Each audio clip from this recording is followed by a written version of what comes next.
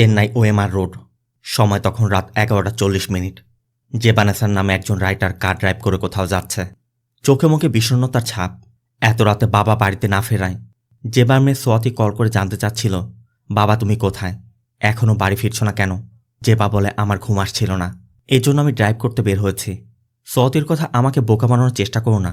কিছুদিন যাবৎ আমাকে তুমি একদমই সময় দিচ্ছ না, কেমন যেন হয়ে গেছ। আমি কি করেছি বাবা, তোমার কি হয়েছে? জেবা শুধু বলে, তোর কোনো দোষ নেই, আমি ভুল করে ফেলেছি।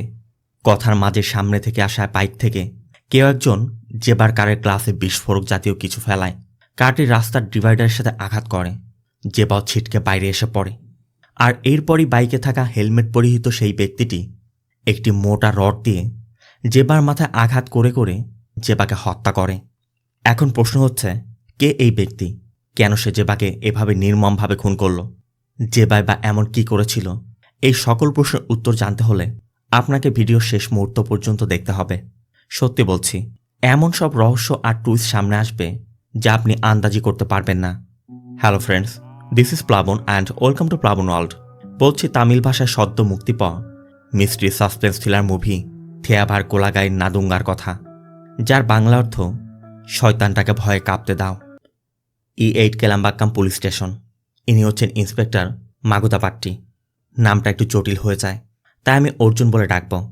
আজ অর্জুনের জন্মদিন, এই জন্য অর্জুনের মেয়ে কল করে দ্রুত তাকে কেক কাটতে বাড়িতে যেতে বলে।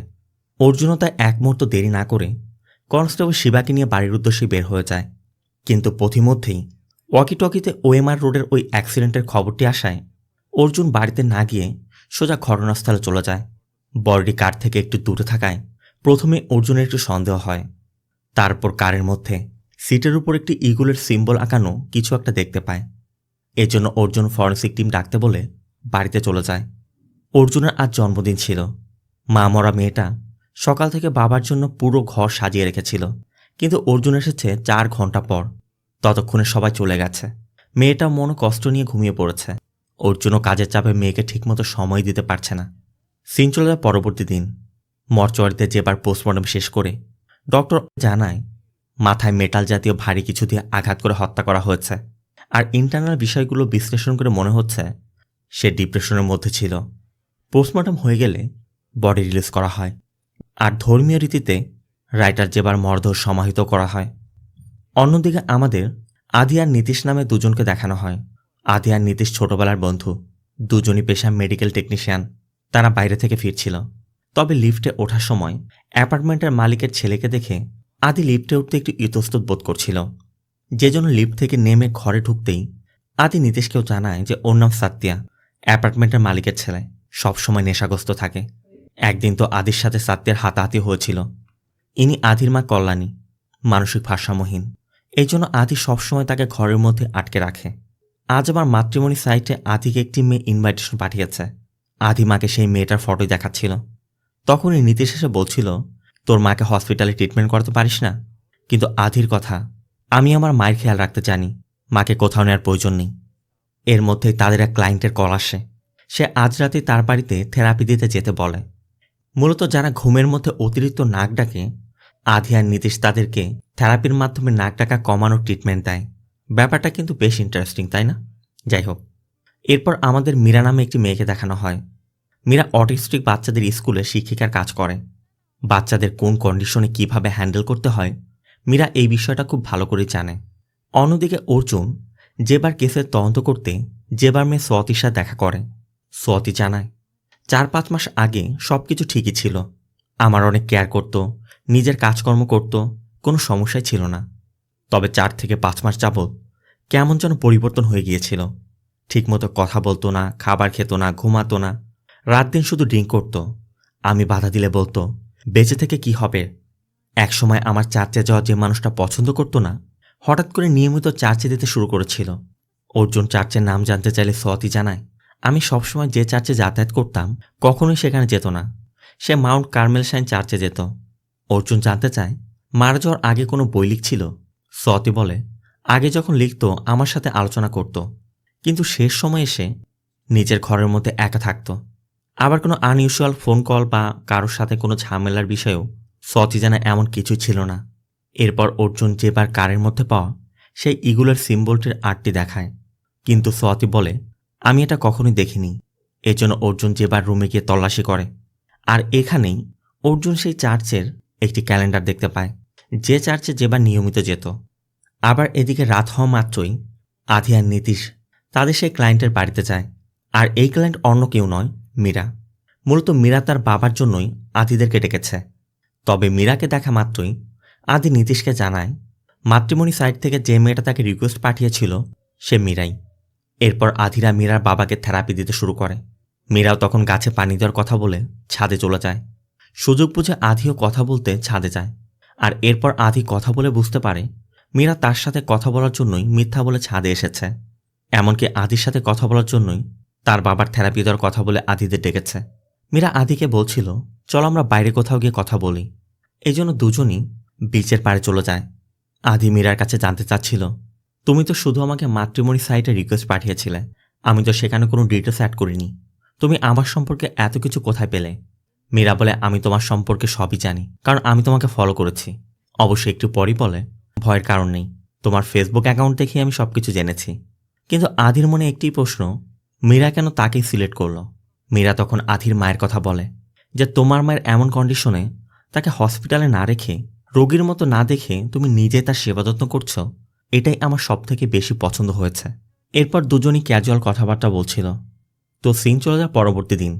অর্জুন জেবার পাবলিশারের সাথে দেখা করলে সে জানায় জেবা খুব ভালো মনের একজন রাইটারও ছিল, তেমনভাবে একজন ভালো ব্যক্তিত্বও ছিল।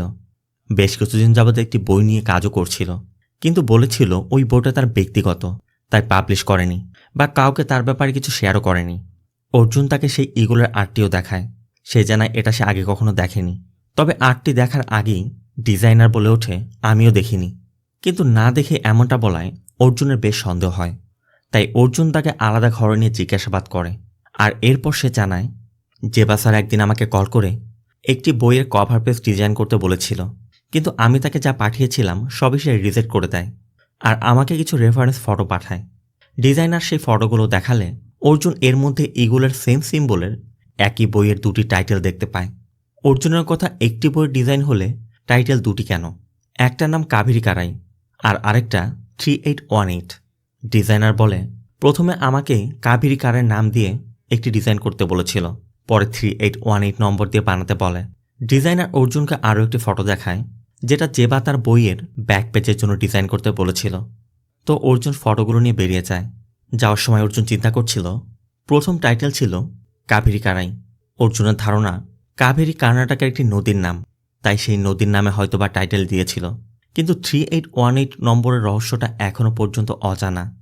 এজন্য পরবর্তী দিন থানায় গিয়ে অর্জুন প্রথমেই ওই ফটোগুলো ভালো করে পর্যবেক্ষণ করে। অর্জুন লক্ষ্য করে এখানে ব্যাক পেজের জন্য যে বিল্ডিংয়ের ফটোটি সিলেক্ট করা হয়েছিল, ওই বিল্ডিংয়ের ছাদে একটি সাইনবোর্ড আছে। তাই অর্জুন সেই বিল্ডিং খুঁজে বের করে সেই বিল্ডিংয়ে চলে যায়।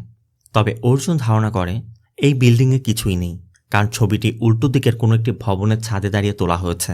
আর এই ভবনের ঠিক উল্টো দিকের একটি ভবনের ছাদের উপর একটি ইগুলের স্কাল্পচার দেখা যাচ্ছে, ঠিক যেমনটা ফ্রন্ট পেজের ডিজাইনে টাইটেলের ফটোতে আছে।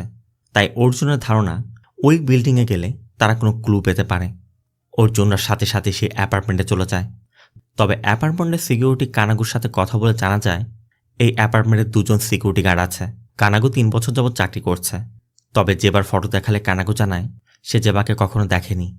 অর্জুন কানাগুর কাছে ভিজিটার রেজিস্টার দেখতে চেয়ে বিল্ডিংয়ের সেক্রেটারির সাথে কথা বলে। সেক্রেটারিও জানায় সে কখনোই জেবাকে দেখেনি। এরপর অর্জুন অ্যাপার্টমেন্টের ছাদ দেখতে লিফট ব্যবহার না করে সিঁড়ি বেয়ে উপর উঠতে শুরু করে। আর অন্যদিকে মীরাকে দেখা যায় আদির সাথে দেখা করতে এই অ্যাপার্টমেন্টে এসেছে। কানাগা যেহেতু গেটে নেই, এই জন্য মীরা সোজা ভিতরে ঢুকে পড়ে। আর অন্য একজন সিকিউরিটির সাথে দেখা করে আদির বিষয়ে বললে ওই সিকিউরিটি গার্ড মীরাকে আদির ফ্ল্যাটের নম্বরটি বলে দিলে মীরা আদির ফ্ল্যাটে চলে যায়।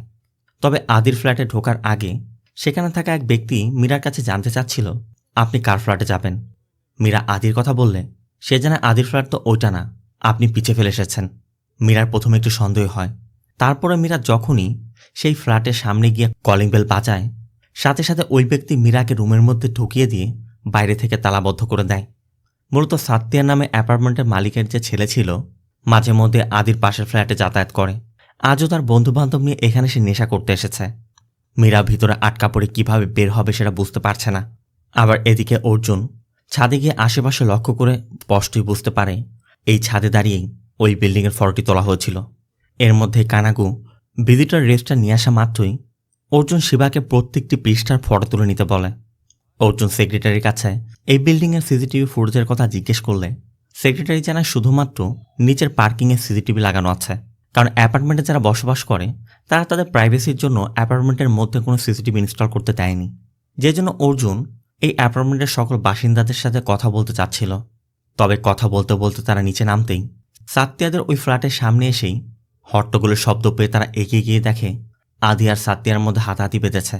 অর্জুন এগিয়ে গেলে আদি জানায় ওরা আমার গেস্টের সাথে মিসবিহেভ করার চেষ্টা করেছে।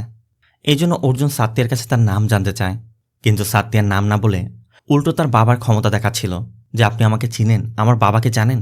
অর্জুন তখন সাত্তিয়াকে চর মেরে প্রথমবারের মতো ওয়ার্নিং দিয়ে দেয়, সাথে বলে দেয় এরপর যদি এমন কোনো ঘটনার কথা শুনি শুধু তোকে নয় তোর বাবাকে শুদ্ধ পেটাবো। অর্জুন আদির কাছে মীরার বিষয়ে জানতে চায় যে ওকে। আদি জানে আমার গার্লফ্রেন্ড। এই জন্য অর্জুন আদিকেও বলে এরপর থেকে কখনো কিছু হলে নিজেরা সমাধান করার চেষ্টা না করে পুলিশকে কল করবে। বলে অর্জুনরা চলে যায়। সিন চলে যায় রাতে। মীরা আজ প্রথম আদির সাথে দেখা করতে এসেছিল।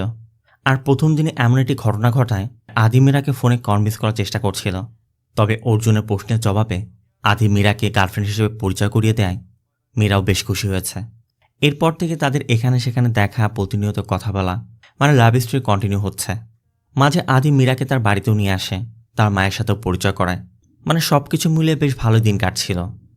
এর মধ্যে একদিন সকালবেলা অর্জুন ব্রেকফাস্ট করার সময় টিভিতে কাবেরী নামে একটি মেয়ের নাম শুনে অর্জুন ধারণা করে অর্জুন যেবার বইয়ের টাইটেল কাবেরী করায় দেখে ভেবেছিল কাবেরী হয়তো নদীর নাম, কিন্তু কাবেরীতে কোনো মেয়ের নামও হতে পারে। এই জন্য অর্জুন সাথে সাথে শিবাকে কল করে যেবার ব্যবহৃত কিছু কাপড় সহ ডগ স্কোয়াড নিয়ে সে অ্যাপার্টমেন্টে যেতে বলে। কথা মতো কিছুক্ষণের মধ্যেই ডগ স্কোয়াড পৌঁছে যায়। এরপর তারা যেবার কাপড় চোপড় শুকিয়ে দিলে কুকুরগুলো অ্যাপার্টমেন্টের দিকে ছুটতে থাকে। আর অন্যদিকে অর্জুন সেক্রেটারির কাছে জানতে চায় এই বিল্ডিংয়ে কাবেরী নামে কোনো মেয়ে থাকে কিনা। সেক্রেটারি জানায় কাবেরী নামে কোনো মেয়ে থাকে না, তবে 6 মাস আগে কাবেরী নামে একটি মেয়ে ছিল যে ছাদ থেকে পড়ে মারা গিয়েছিল। এতক্ষণে কুকুরগুলো একটি অ্যাপার্টমেন্টের সামনে গিয়ে থেমে যায়। অর্জুনও সেখানে গিয়ে সেক্রেটারির কাছে জানতে চায় এটাই কি সেই কাবেরীর অ্যাপার্টমেন্ট। সেক্রেটারি বলে না স্যার, কাবেরীর ফ্ল্যাট তো অপোজিট সাইডে, এটা তো আমাদের অ্যাপার্টমেন্টের মালিক ধর্মরাজনের ফ্ল্যাট। মাঝে মাঝে তার বন্ধুরা এখানে আসে, তবে সেক্রেটারির কাছে এই ফ্ল্যাটের চাবি নেই। এই জন্য সেক্রেটারি সাত্তিয়াকে কল করে। সাত্তিয়ার নম্বরটিও বন্ধ। আবার যেহেতু ওয়ারেন্টও সাথে নেই, সেজন্য অর্জুন ওয়ারেন্ট আনতে চলে যায়। কিন্তু ধর্মরাজনের মতো এত বড় একজন বিল্ডারের নামে ওয়ারেন্ট চাওয়ায় এসপি অফিসের বাইরে অর্জুনের সাথে দেখা করে এবং বলে তুমি ইগল বিল্ডার্সের মালিক ধর্মরাজনের বিরুদ্ধে ওয়ারেন্ট চাইছো, জেবার কেসের সাথে ধর্মরাজনের কি সম্পর্ক আছে? অর্জুন বলে স্যার, জেবার কেসে আমরা কিছু আনইউজুয়াল লিঙ্ক পেয়েছি, আমরা ধারণা করছি সেখানে হয়তো বা কোনো ক্লু পাবো। সাথে এটাও বলে আমি যেবার মেয়ের সাথে কথা বলে জানতে পেরেছি গত কয়েক মাস যাবত ডিপ্রেশনে ছিল, ড্রিঙ্ক করত, নিজের ঘরের মধ্যে নিজেকে বন্দি রাখত, একটি চার্চও যাতায়াত করত। তার মানে তার বিহেভিয়ারে বড় একটা পরিবর্তন এসেছিল। সাথে পাবলিশার এবং ডিজাইনের কথা বলে যে তার মৃত্যুর আগে সে একটি বই নিয়ে লেখালেখি করছিল। ওই বইয়ের কভার পেজ এবং তার লাস্ট পেজের দুটি ডিজাইন করতে বলেছিল। আর এই ডিজাইনগুলোর লিঙ্ক থেকেই আমরা সেই অ্যাপার্টমেন্ট পর্যন্ত পৌঁছেছি। ওই বইয়ের জন্য দুটি টাইটেল নির্বাচন করা হয়েছিল, একটি ছিল কাবেরী করাই আর একটি 3818। অর্জুন বলে 3818 কোনো র্যান্ডম নাম্বার নয়। আমি যখন এটা নিয়ে ইনকোয়ারি শুরু করি তখন আমি জানতে পারি এটি বাইবেলের 38 অধ্যায়ের 18 অনুচ্ছেদের দিকে ইঙ্গিত করে, যেখানে স্পষ্ট লেখা আছে I confess for my sins and I am deeply sorry for what I have done. এসপির কথা তুমি যেগুলো বলছো এগুলো গল্প, আমি এভিডেন্স চাই। অর্জুন তখন ডিজাইন করা ওই কভার পেজ এবং ব্যাক পেজের কথা বলে যে ওই দুটি পেজের সাথে অ্যাপার্টমেন্টের কোনো লিঙ্ক নিশ্চয় আছে। এসপির কথা এগুলো তোমার ধারণা মাত্র, তোমার কাছে কোনো প্রমাণ আছে কিনা সেটা বলো। অর্জুন বলে ফেব্রুয়ারি 7 তারিখে কাবেরী নামে একটি মেয়ে ওই ইগল অ্যাপার্টমেন্টের ছাদ থেকে পড়ে মারা গিয়েছিল। ওই সময় যে পুলিশ অফিসার তদন্ত করেছিল সে তাড়াহুড়ো করে কেসটি বন্ধ করে দিয়েছে, সেখানেও আমার সন্দেহ আছে। তাই কাবেরীর কেসটি যদি আপনি রিওপেন করতে দেন তাহলে আমি সব কিছু বের করতে পারবো। তবে কাবেরীর কেসের কথা শুনেই এসপি বলে ওই কেস বাদ দিয়ে যে কেস নিয়ে কাজ করছো সেই কেসটি সমাধান করার চেষ্টা করো। মানে এক কথা বলতে গেলে এসপি ধর্মজনকে প্রোটেক্ট করার চেষ্টা করছে। তো এরপর একদিন অর্জুন তার মেয়েকে নিয়ে একটি শপিং মল থেকে যখন লিফটে করে নিচে নামছিল ঠিক তখনই কয়েকজন গুন্ডা উঠে তাদের উপর হামলা করার চেষ্টা করে, কিন্তু তারা জানতো না তারা কাকে মারতে এসেছে। তাই অর্জুন তাদেরকে পিটিয়ে এমন হাল করে যে উঠে যাবে সেই শক্তিরা পর্যন্ত নেই। এরপর অর্জুন ধর্মরাজনের অফিসে গিয়ে ধর্মরাজনের সাথে দেখা করে এবং জেবার বিষয়ে জানতে চাইলে ধর্মরাজন জানায় জেবার সাথে তার কয়েক মাস আগে পরিচয় হয়েছিল। তারা দুজন খুব ভালো বন্ধু ছিল, মাঝে মাঝে ফোনে কথা হতো, তবে তাদের মধ্যে কোনো রকম কোনো সমস্যা ছিল না। মারা যাওয়ার কয়েকদিন আগ পর্যন্ত তার সাথে রেগুলার ফোনে কথা হয়েছে। কিন্তু অর্জুনের কথা আপনাদের ফোন কল রেকর্ড বলছে গত 2 মাস যাবৎ আপনাদের মধ্যে ফোনে কোনো কথাই হয়নি। ধর্মরাজনের কথা 2 মাস আমাদের ফোনে কথা হয়নি বলে কি আমি তাকে খুন করে ফেলেছি? অর্জুনের কথা ঠিক আছে, ওই বিষয়টা বাদ দিন। এখন আপনি আমাকে বলুন, সে মাঝে মাঝে আপনার অ্যাপার্টমেন্টে কি জন্য যেত? ধর্মরাজন বলে, দেখুন, সে একজন রাইটার ছিল। লেখার জন্য তার নিরিবিলি জায়গার প্রয়োজন পড়ত, সেই জন্য সে মাঝে মধ্যে আমার ওই অ্যাপার্টমেন্টে যেত। আমিও তাকে মাঝে মধ্যে সেখানে অফার করতাম। এটা তো ক্রাইম না, তাই না? অর্জুনের কথা, আপনিও কি সেখানে যেতেন? ধর্মরাজন বলে, আমার কি খেতে আর কোনো কাজ নেই? আর জেবা আমার খুব ভালো বন্ধু ছিল, আমি কেন তাকে মারতে যাব? আমার তো এখন মনে হচ্ছে আপনি আসল খুনিকে ধরতে না পেরে আমাকে ফাঁসানোর চেষ্টা করছেন। আপনি এক কাজ করুন, আপনি আমার বিরুদ্ধে যে লিগ্যাল অ্যাকশন নেবেন নিন, আমার লিগ্যাল টিম আপনার সাথে কোর্টে দেখা করবে। অর্জুন তখন বলে, ঠিক আছে, আপনি যেহেতু সেটা ভেবেই নিয়েছেন তাই হবে। এরপরই অর্জুন কাবেরীর কেসের কথা বলে, আর কাবেরীর কেসের কথা বলা মাত্রই ধর্মরাজনের টোনটা একদম চেঞ্জ হয়ে যায়। কাবেরীর মৃত্যুর বিষয় জিজ্ঞেস করলে ধর্মরাজন বলে, আমি শুনেছিলাম কয়েক মাস আগে মেয়েটি ছাদ থেকে পড়ে মারা গিয়েছিল, এছাড়া আমি কিছুই জানি না। অর্জুন বলে, ঠিক আছে, বাকি কথা না হয় কোর্টেই হবে। এরপরই অর্জুন যখন চলে যাচ্ছিল, ধর্মরাজন অর্জুনকে ডেকে অফিসের বাইরে অন্য কোথাও দেখা করার অফার করে। তো ধর্মরাজনের কথা মতো অর্জুন সন্ধ্যার পর বিচের পর অপেক্ষা করছিল। কিছুক্ষণ পর ধর্মরাজন কার থেকে নেমে এসে তাড়াহুড়ো করে অর্জুনকে বলছিল, জেবাকে কে খুন করেছে আমি জানি। আমি আসার সময় ট্রাফিক সিগন্যাল ওই ব্যক্তিকে দেখেছি, কিন্তু তার নাম বলার আগেই দূর থেকে ছোড়া একটি ছুরি লেগে জেবার গলা কেটে যায়। অর্জুন লক্ষ্য করে একটু দূরে মাস্ক পরিহিত এক ব্যক্তি দাঁড়িয়ে আছে, সেই মূলত ছুরিটি ছুঁড়েছে। অর্জুন ওই ব্যক্তির পিছু করার চেষ্টা করে, তাকে শুটও করে, কিন্তু দূরত্ব বেশি হওয়াতে মিস হয়ে যায়, আর ওই ব্যক্তিও দ্রুত বাইক নিয়ে পালিয়ে যায়। মূলত এই সেই ব্যক্তি যে জেবাকে খুন করেছিল। আর এরপরে আমরা দেখতে পাই এ অন্য কেউ নয়, মীরা। আর মীরাকে এই কাজে আরও একজন ব্যক্তি সাহায্য করছে। ধর্মরচনার মতো এত বড় একজন বিল্ডার মারা যাওয়াতে এই বিষয়টা পুরো শহরে ছড়িয়ে পড়ে। খুনের খবর পেয়ে এসপি ঘটনাস্থলে এসে অর্জুনকে বলছিল যে এসপি তোমাকে নিষেধ করেছিল তার সাথে দেখা করতে। অর্জুনের কথা, স্যার, সে নিজেই আমাকে দেখা করতে এখানে ডেকেছিল। একে তো জেবা খুন হয়েছে, তারপর ধর্মরচনার মতো এত বড় একজন বিল্ডার, এই জন্য এসিপি অর্জুনকে আপাতত মেডিকেল লিভ নিয়ে একটু দূরে থাকতে বলছিল। কিন্তু অর্জুনের কথা, স্যার, এই কেসটায় আমি অনেক ক্লু পেয়েছি, খুব দ্রুতই আমি কিলারকে ধরে ফেলবো, আপনি শুধু আমাকে 15 দিন সময় দিন। যে জন্য এসিপিও তাকে সময় দিয়ে দেয়। আর এরপরই অর্জুন কাবেরীদের সেই ফ্ল্যাট তল্লাশি করতে যায়। মূলত কাবেরীর মৃত্যুর পর কাবেরীর পরিবারের ফ্ল্যাট থেকে চলে গিয়েছে, কিন্তু কাবেরীর স্মৃতি বিচরিত হয় তারা এখনও পর্যন্ত ফ্ল্যাটটি বিক্রি করেনি। অর্জুন ওই ফ্ল্যাটের কোনায় কোনায় তল্লাশি করে, তবে তেমন কিছু না পেলেও এই ফ্ল্যাটের মধ্যে সেই একই রকম একটি চার্চের ক্যালেন্ডার দেখতে পায়, যে ক্যালেন্ডার সে জেবার বাড়িতে দেখেছিল। পরবর্তী দিন অর্জুন কাবেরীর মা গীতার সাথেও দেখা করে, আর গীতার সাথে কথা বলে জানতে পারে কাবেরী যখন পড়েছিল গীতা দেখেনি, অ্যাপার্টমেন্টের অন্য লোকজন দেখেছিল। অর্জুনের প্রশ্ন, কাবেরী যে পা স্লিপ করে পড়ে গিয়েছিল এটা আপনার কাছে কতটুকু বিশ্বাসযোগ্য? আপনার কাছে কি কোনো সন্দেহ মনে হয়নি? গীতার কথা সন্দেহ করে কি হবে? আমার মেয়েকে আমি ফিরে পাবো? অর্জুন ধর্মরচন এবং জেবার বিষয় জানতে চায়। গীতা বলে, ধর্মরচনের নাম আমি শুনেছি, কখনো আমার সাথে দেখা হয়নি, আর জেবা নামে কাউকে আমি চিনতামও না। অর্জুন জানতে চায় কাবেরীর সব থেকে ক্লোজ কারা ছিল। গীতা বলে, কাবেরীর মিস মীরা, আদি এবং আদির মা, ওরা সবসময় আমার মেয়ের অনেক খেয়াল রাখত। অর্জুনের কথা, তারা কি আপনার কোনো আত্মীয়? গীতা বলে, মীরা তোর স্কুল টিচার ছিল, আর আদির মা আমার প্রতিবেশী। তো গীতার সাথে কথা বলে অর্জুনরা সেই চার্চের ফাদারের সাথে গিয়ে কথা বলে জেবা যে চার্চে যেত। ফাদারও জানায় কয়েকটি প্রেয়ার মিটিংয়ে সে জেবাকে দেখেছে। অর্জুন জানতে চায়, কখনো কি সে আপনার কাছে কোনো কিছু কনফেস করেছে? ফাদার তখন অর্জুনকে মনে করিয়ে দেয় তাদের একটি রুলস আছে, কোনো ব্যক্তি যদি ফাদারের কাছে কনফেস করে তাহলে ওই ব্যক্তি এবং ফাদার ব্যতীত তৃতীয় কোনো ব্যক্তির কাছে সেই কনফেশন বলার কোনো অধিকার তার নেই। তাই ফাদার এখানে নিরুপায়। তবে ফাদারের কথায় অর্জুন স্পষ্টই বুঝতে পারে জেবা তার কাছে কোনো কিছু কনফেস নিশ্চয় করেছিল, না হলে ফাদার এটা বলতো না।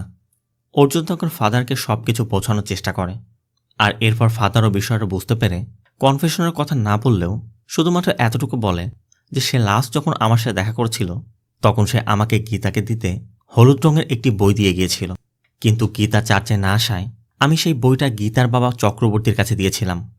আর ফাদারের মুখে গীতার বাবা চক্রবর্তীর কথা জানতে পেরে অর্জুনরা গীতার বাবা চক্রবর্তীর বাড়িতে যায়। চক্রবর্তী তখন বাড়িতে নেই। অর্জুনরা চক্রবর্তীর অ্যাপার্টমেন্ট তল্লাশি করে ভিতরে বেশ কিছু ফটো দেখতে পায়, যেখানে চক্রবর্তীর পাশে মীরাকে দেখা যাচ্ছে। মূলত এই চক্রবর্তী একসময় মার্শাল আর্ট শেখাতো, আর মীরাও ছিল চক্রবর্তীর মার্শাল আর্ট স্টুডেন্ট। এরপর অর্জুন চক্রবর্তীর পুরো ঘর তল্লাশি করে সেলফের মধ্যে হলুদ রঙের সেই বইটি পেয়ে যায়, যে বইটার কথা ফাদার বলেছে, মানে যে বইটা গীতাকে দিতে ফাদারের কাছে দিয়েছিল। অন্যদিকে মীরাকে দেখা যায় আদির মা কল্যাণীর কোলে মাথা রেখে বলছে, এতক্ষণে হয়তোবা পুলিশ জেনে গেছে এর পিছে কে আছে, তা আমি হয়তো আপনার টেক কেয়ার করতে আর আসতে পারবো না। আমি আর 5 জনের মতো নর্মাল জীবনযাপন করতে চেয়েছিলাম, কিন্তু কেন আমার আপনাদের সাথে দেখা হলো, কেন আমি আপনার সাথে জড়িয়ে গেলাম, আর কেনই বা আমাকে এখন এই সব কিছু করতে হচ্ছে। মূলত মীরা যে স্কুলে চাকরি করত, কাবেরীও সেই স্কুলে পড়াশোনা করত। সেই সুবাদে মীরা কাবেরীকে খুব পছন্দ করত, খুব আদর করত, আর মীরার সহযোগিতায় কাবেরী অনেকটা ইমপ্রুভ করতে শুরু করেছিল। গীতা প্রতিদিন কাবেরীকে স্কুলে দিয়ে আসতো এবং নিয়ে আসতো। এর মধ্যে একদিন গীতা কাবেরীকে আনতে গেলে মীরা কাবেরীকে তার বাবা চক্রবর্তীর কথা বলে, যে আপনার বাবা প্রতিদিন কাবেরীর সাথে দেখা করতে আসে, আপনি একবার তার সাথে কথা বলেন না। পিছিয়ে যেটা হয়ে গেছে সেটা ভুলে গিয়ে আপনাদের আবার একত্র হয়ে যাওয়া উচিত। গীতার কথা সে আমার বাবা হয় কি করে? মূলত গীতা যখন ভালোবেসে কাবেরীর বাবাকে বিয়ে করেছিল, গীতার বাবা চক্রবর্তী কখনো সেটা মেনে নেয়নি। এমনকি কাবেরীর বাবা যখন মারা গিয়েছিল তার শেষকৃত্য পর্যন্ত আসেনি। তাই গীতা কখনোই তার বাবাকে ক্ষমা করতে পারবে না। যে জন্য মীরা যত অনুরোধ করুক না কেন, গীতা কোনো কথা না শুনেই কাবেরীকে নিয়ে চলে যায়। চক্রবর্তী এখন তার ভুল বুঝতে পারছে, কিন্তু যে ভুলটা সে করে ফেলেছে তার প্রায়শ্চিত্ত সে কিভাবে করবে। এর মধ্যে একদিন গীতা বাড়িতে ফিরে দেখে কাবেরীকে ঘুম পাড়িয়ে রেখে কল্যাণী ডাইনিং টেবিলে বসে অপেক্ষা করছে। মূলত গীতাকে কাজের জন্য বাইরে থাকতে হয়। এই সময়টা কল্যাণী কাবেরী দেখাশোনা করে। যদিও তাদের মধ্যে আত্মীয়তার কোনো সম্পর্ক নেই, তারপরও কল্যাণী তাদের জন্য যথেষ্ট করে। কিন্তু পরদিন সকালে গীতা লক্ষ্য করে কাবেরীর স্কুলের সময় হয়ে গেছে, কিন্তু কাবেরী এখনো ঘুম থেকে ওঠেনি। গীতা চেক করে দেখে কাবেরীর তো প্রচণ্ড জ্বর, আবার কাবেরী বমি করছিল, যে জন্য গীতা কাবেরীকে দ্রুত হসপিটালে নিয়ে যায়। ডক্টর জানায় ফুড পয়জনিংয়ের কারণে হয়তো এমনটা হয়েছে। ডক্টর কিছু মেডিসিন লিখে দেয়, তবে গীতাকে স্পষ্ট বলে দেয়, আমি আগেও বলেছি যে ওর টেক কেয়ার ঠিকমতো করতে না পারলে ও কখনই ঠিক হবে না। ওকে সুস্থ করতে হলে, ওর মুখে কথা শুনতে হলে ওকে সময় দিতে হবে, ওর টেক কেয়ার করতে হবে। মূলত অসুস্থতার কারণে কাবেরী কথা বলতে পারে না, তবে ডক্টর বলেছে যে ওর সাথে সময় দিলে, ওকে টেক কেয়ার করলে ও হয়তো কথা বলবে। এই জন্য গীতা অনেক চিন্তাভাবনা করে জব থেকে রিজাইন করার সিদ্ধান্ত নেয়। আর পরবর্তী দিন কাবেরীকে নিয়ে স্কুলে গিয়ে মীরাকে বলে আসে গতকালও অসুস্থ ছিল, যে জন্য স্কুলে আসতে পারেনি। আমি ওকে মেডিসিন দিয়ে দিয়েছি, ওর শরীর অসুস্থ দেখলে আপনি ওকে ঘুম পাড়িয়ে দিবেন। আর আমিও চিন্তা করেছি জব থেকে রিজাইন করব, তবে অফিসের কিছু কাজ আছে, সেগুলো সেরে আসতে লেট হয়ে যাবে।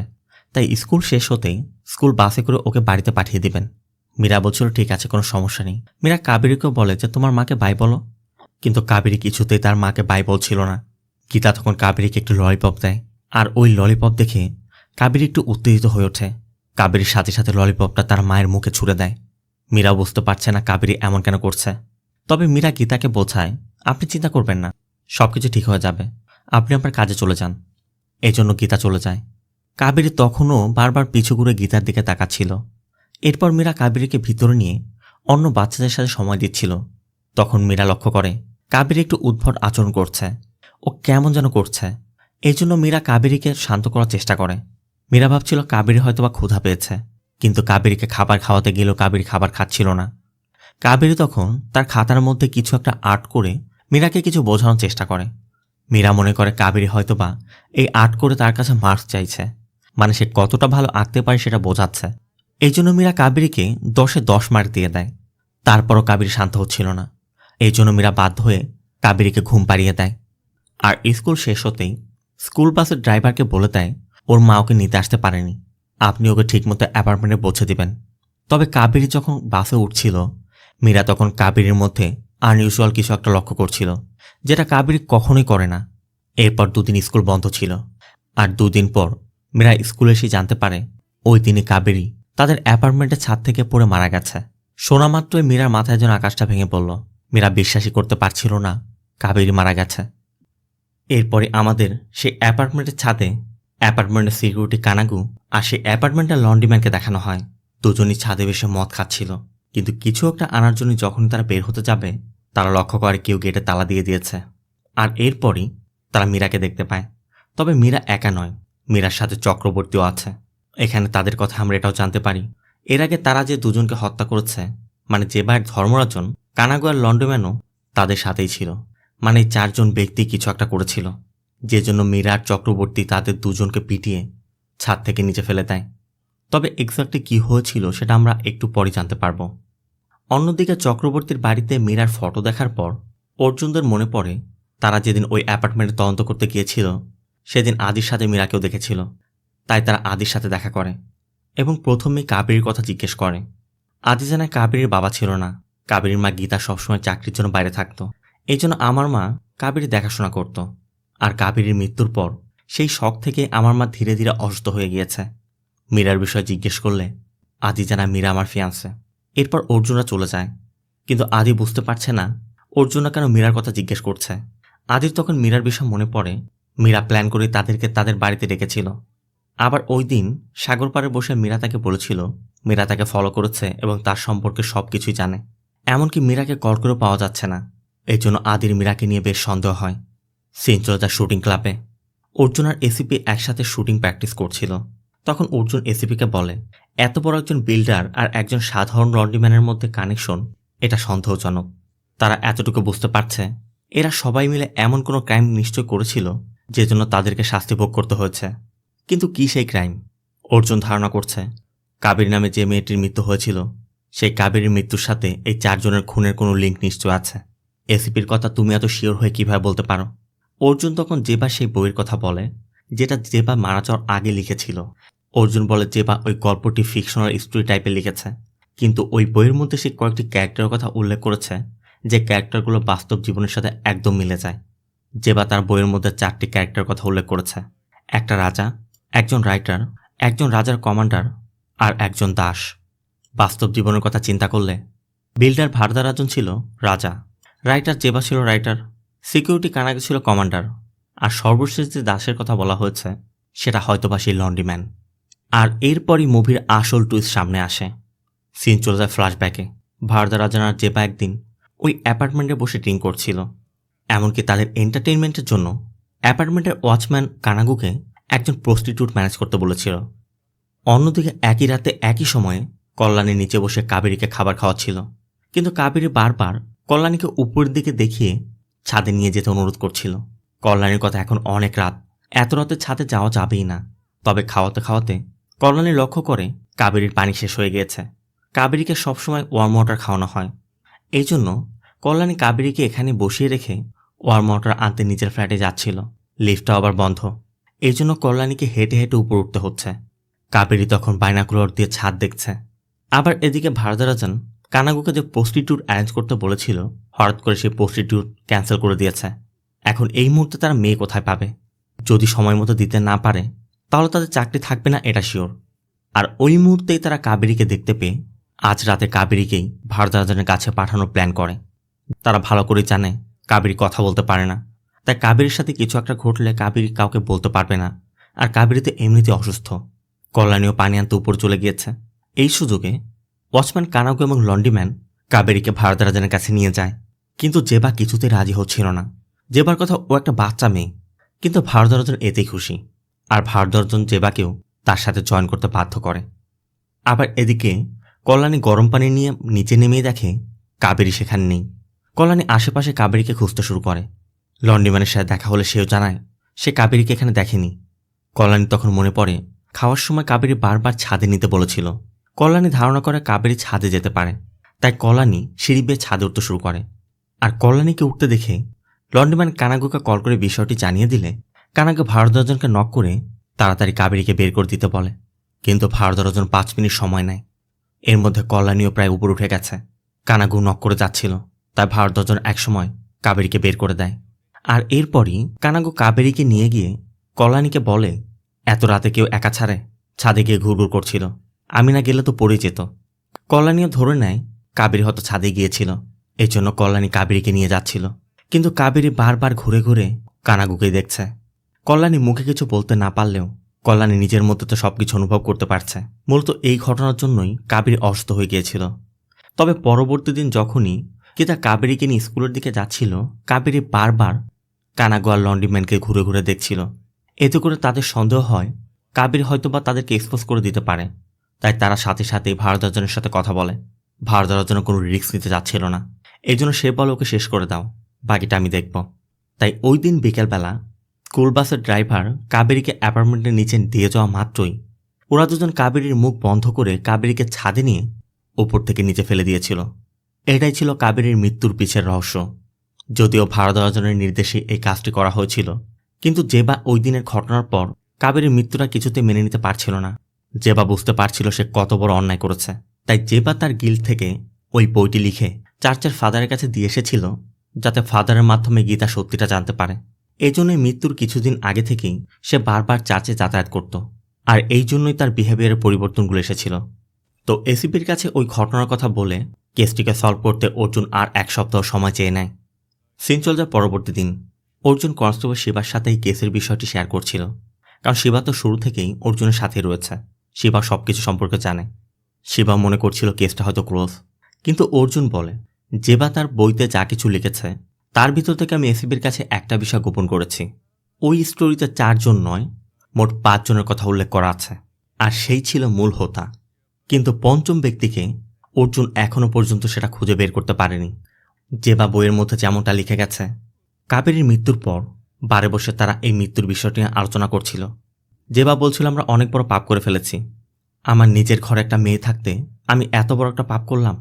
লন্ড্রিম্যান তখন বলে, স্যার কেন নিজেকে দোষ দিচ্ছেন?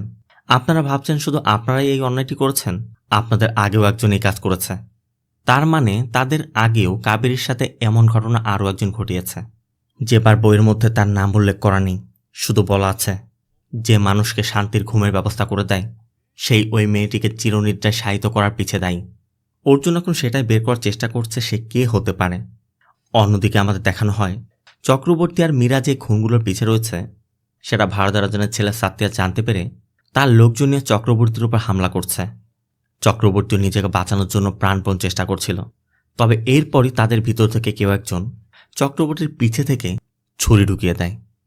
অন্যদিকে অর্জুনও চিন্তা করতে করতে অবশেষে বুঝতে পারে জেবা যেমনটা লিখেছে সে অন্য কেউ নয়, আদি। আর এখানেও আমরা দেখতে পাই চক্রবর্তীর পিছে থেকে ছুরি অন্য কেউ মারেনি, আদি মেরেছে। মানে আদি ও সাত্তিয়াদের সাথে মিলেই চক্রবর্তীকে খুন করল। অর্জুন আদির বিষয়টি জানা মাত্রই কন্ট্রোল রুমে কল করে আদিকে ট্র্যাক করতে নির্দেশ দিয়ে দেয়। আবার এদিকে মীরাকে দেখা যায় কাবেরীর সমাধির উপর শুয়ে আছে। তো এখানে একটা প্রশ্ন আসতে পারে, ভারদ্বাজনরা 4 জন মিলে যে কাবেরীর সাথে সে অন্যায়টা করেছিল সেটা মীরা কি করে জানতে পারল? মূলত মীরা যেদিন স্কুলে এসে জানতে পেরেছিল কাবেরী 2 দিন আগে ছাদ থেকে পড়ে মারা গিয়েছে, মীরা তখন স্কুলের মধ্যে ঢুকে কাবেরীর জন্য কান্না করছিল। ঠিক তখনই মীরার চোখ পড়ে কাবেরীর ফেলে যাওয়া সে বাইনাকুলারের দিকে, কারণ কাবেরী এটা সবসময় নিজের কাছে রাখত। সেই যেদিন স্কুল থেকে চলে গিয়েছিল কাবেরী এটি ফেলে গিয়েছিল। আর এই বাইনাকুলারটি সাধারণ কোনো বাইনাকুলার নয়, এটা একটা ক্যামেরাও। মীরা বাইনাকুলারটি ওপেন করেই দেখে এখানে একটি ভিডিও রেকর্ড করা রয়েছে। মূলত ওই দিন রাতের বেলা কল্যাণী যখন কাবেরীকে রেখে উপরে পানি আনতে গিয়েছিল, কাবেরী তখন ছাদের ভিডিও তৈরি করছিল। আর ঠিক সেই মুহূর্তেই কানাগড় লন্ড্রিম্যান কাবেরীকে সেখান থেকে ধরে নিয়ে যায়। কাবেরীর বাইনাকুলার রেকর্ডিং তখনও অন রয়েছে। এমনকি তারা যখন কাবেরীকে ধর্মরাজনের কাছে দিয়ে এসেছিল তখন ওই বাইনাকুলারটি ধর্মরাজনের টেবিলের উপর রেখেছিল। এতে করে ধর্মরাজন আর জেবাও ক্যামেরাবন্দি হয়ে যায়। আর এরপর তারা যখন কাবেরীকে বের করছিল তখন ওই বাইনাকুলার সহই বের করে দেয়। এটা দেখার পর মীরা এখন স্পষ্টই বুঝতে পারছে কাবেরী ওই দিন খাতার মধ্যে 4 জন ব্যক্তিকে এঁকে তাকে এই বিষয়টি বোঝানোর চেষ্টা করছিল, কিন্তু মীরা সেটা বুঝতে পারেনি। মীরা যদি ওই দিন এই বিষয়টি বুঝতে পারত তাহলে হয়তো বা কাবেরী আজ বেঁচে থাকত। এই জন্য মীরা নিজেকে ক্ষমা করতে পারছিল না। আর এরপরই চক্রবর্তী এলে মীরা চক্রবর্তীকেও পুরো বিষয়টি খুলে বলে যে আসলে কাবেরীর সাথে কি হয়েছে, কারা এই কাজটি করেছে। আর এরপরই মূলত মীরা আর চক্রবর্তী কাবেরীর খুনিদেরকে শাস্তি দিতে প্ল্যান করে তাদেরকে খুন করেছে। সিন প্রেজেন্টে মীরাকে খুঁজতে খুঁজতে আদি কবরস্থান এসে দেখে মীরা কাবেরীর কবরের উপর বসে আছে। আদি মীরার কাছে জানতে চাচ্ছিল পুলিশ যেমনটা বলছে সেটা কি সত্যি? মীরা বলে হ্যাঁ। আদির কথা তাহলে আমাকে ভালোবাসা, আমার অ্যাপার্টমেন্টে আসা, এই সব কিছু কি এজন্যই? মীরা আবারও হ্যাঁ বলে। আদির কথা তুমি এটা আমার সাথে কি করে করতে পারো? এরপরই মীরা যেটা বলে সেটা শোনার জন্য আমরা কেউই প্রস্তুত ছিলাম না।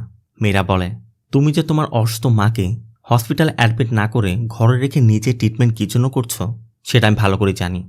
এরপরই আমাদের দেখানো হয় মীরা যখন কল্যাণীর সাথে কথা বলে কানাগোয়ার লন্ড্রিম্যানকে মারতে ছাদে যাচ্ছিল, ঠিক তখনই কল্যাণী মীরার হাত টেনে ধরে।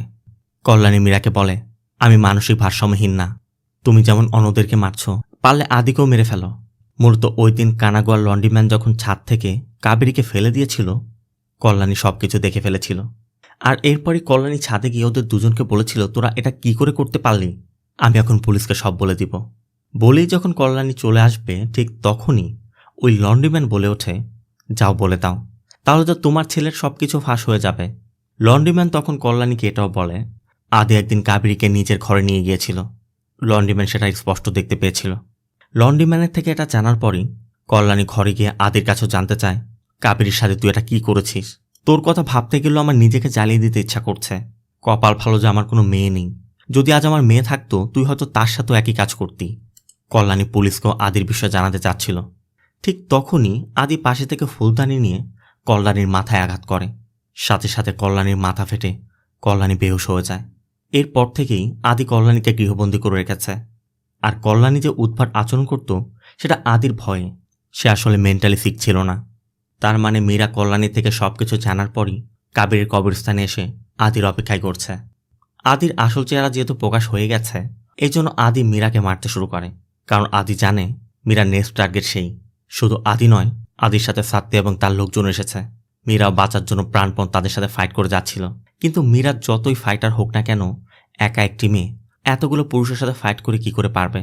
তাই তারা একসময় মীরাকে মারতে মারতে দুর্বল করে ফেলে। আর এরপর আদি যখন মীরাকে পুরোপুরি শেষ করতে যাবে, ঠিক তখনই অর্জুন এসে পড়ে। অর্জুন এসে সবার সাথে ফাইট করে মীরাকে রক্ষা করে। আর শেষমেশ আদিকে গানপান করে। তখনও আদি বারবার অর্জুনকে অনুরোধ করছিল, আমাকে মারবেন না, আমাকে ক্ষমা করে দিন। অর্জুনের কথা, আমার কাছে ক্ষমা চেয়ে কোনো লাভ নেই। যে মেয়েটার সাথে তুই অন্যায় করেছিস তার কাছে গিয়ে ক্ষমা চা। আদি বলছিল, আমাকে ছেড়ে দিন, আমি দূরে কোথাও গিয়ে বসবাস করব, তারপর আমাকে মারবেন না। তবে অর্জুন নিজে হাতে না মারলেও অর্জুন মীরার হাতে অস্ত্রটি তুলে দেয়। অর্জুনের কথা, আমি একজন আইনের সেবক হয়ে আইন রক্ষা করতে যেমন জানি, আইনের হাত থেকে মানুষকে কিভাবে বাঁচাতে হয় সেটাও আমি জানি। যে জন্য মীরা আদিকে শ্যুট করে কাবেরীর সাথে করা অন্যায়ের প্রতিশোধ নেয়। আর এর ভিতর দিয়ে মুভি শেষটা হয়। সত্যি বলতে এই ধরনের বিকৃত মানসিকতার মানুষেরা আমাদের আশেপাশে বসবাস করে, আমাদের সাথে খুব ভালো ব্যবহার করে। তাদের আচরণটা এতটাই নিখুঁত হয় যে বিন্দু মাত্র তাদেরকে সন্দেহ করার কোনো সুযোগ থাকে না। কিন্তু এই ব্যক্তিরা সুযোগ পেলেই তাদের আসল চেহারা প্রকাশ পায়। এই জন্য কাউকে এতটা বিশ্বাস করতে নেই। সর্বোপরি মুভিটা আপনার কেমন লাগলো কমেন্টে অবশ্যই জানাবেন। ভিডিওটি ভালো লাগলে ভিডিওতে লাইক দিয়ে চ্যানেলটিকে সাবস্ক্রাইব করতে একদম ভুল করবেন না। দেখা হবে অন্য কোনো মুভি বা সিরিজের এক্সপ্লেনেশন ভিডিওতে। ততক্ষণ সব ভালো থাকবেন, সুস্থ থাকবেন। আল্লাহ হাফেজ।